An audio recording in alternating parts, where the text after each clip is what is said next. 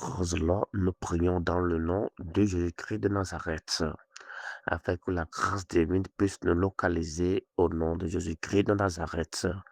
Dans le de Psaume 14, le verset 2, il est écrit, l'Éternel du roi des cieux regarde le Fils de l'homme pour vous, pour voir s'il y a quelqu'un qui soit intelligent, qui cherche Dieu.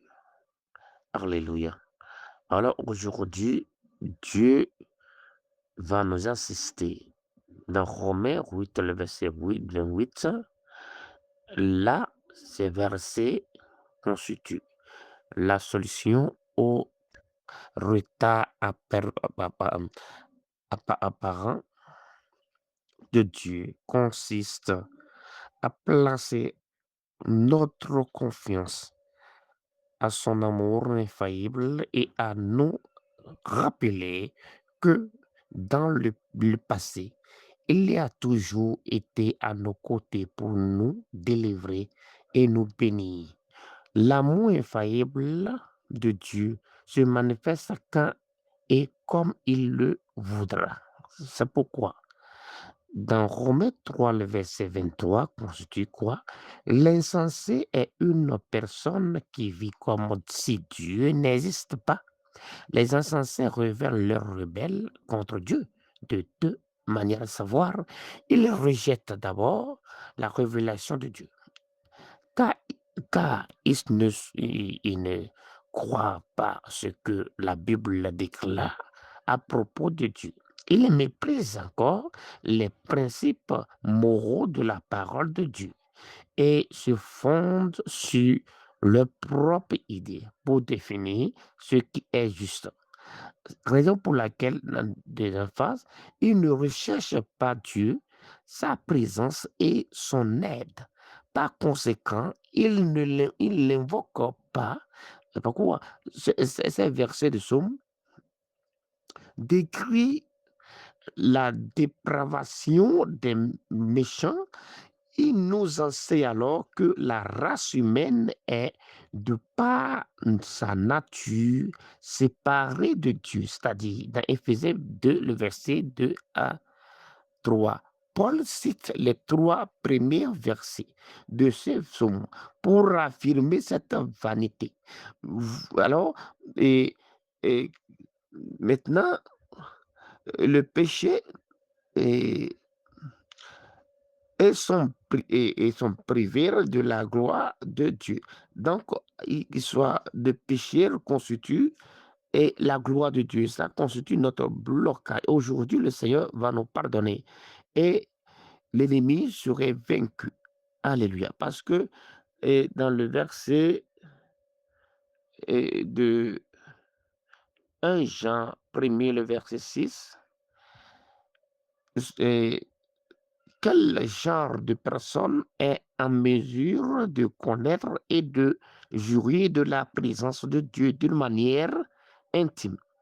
Il nous laisse entendre que nous pouvons pousser Dieu à éloigner sa présence de notre vie suite à des actions injustes, trompeuses, calomnieuses ou égoïstes. Ainsi, nous devions chaque jour examiner nos actes, confesser nos péchés, les abandonner, nous efforcer d'être toujours approuvés par Dieu. Alors, nous rendons compte que perdre la communion avec Dieu revient à tout perdre.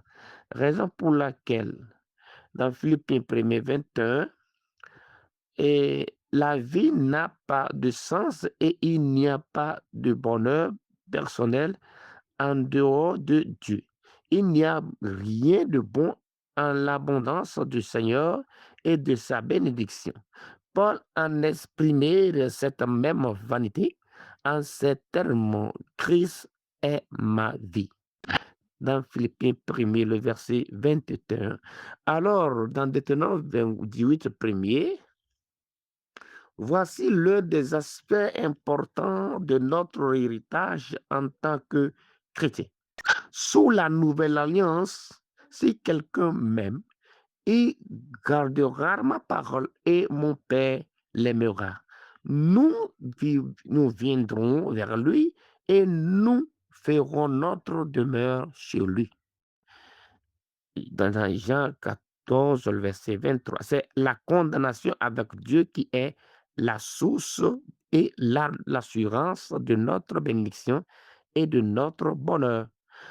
Raison pour laquelle, raison pour laquelle les croyants devraient rechercher la communion intime avec Dieu et lui attacher plus de prix qu'en toute autre chose. La présence la présence divine et à notre côté nous procure directement protection. Alors la joie, alors la résurrection est délice éternel. Raison pour laquelle Dieu aujourd'hui va changer radicalement notre vie.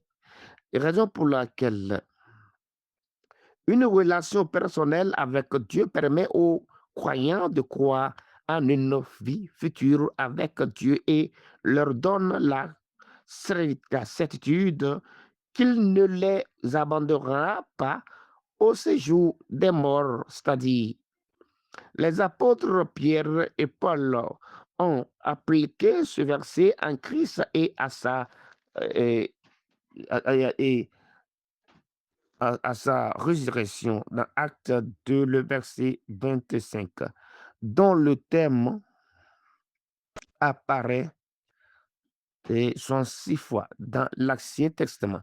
Il est traduit 55 fois par la tombe et 6 fois par la mort. Certains, c'est-à-dire, certains pensent que et certains pensent que d'autres pensent que ce terme n'est pas uniquement limité à cette signification. Alors, on va dire qu'aujourd'hui, le Seigneur se révélera à nous. Et en tant que serviteur de Dieu, aujourd'hui, le Seigneur va nous assister. Dans le nom de Jésus-Christ de Nazareth. Amen.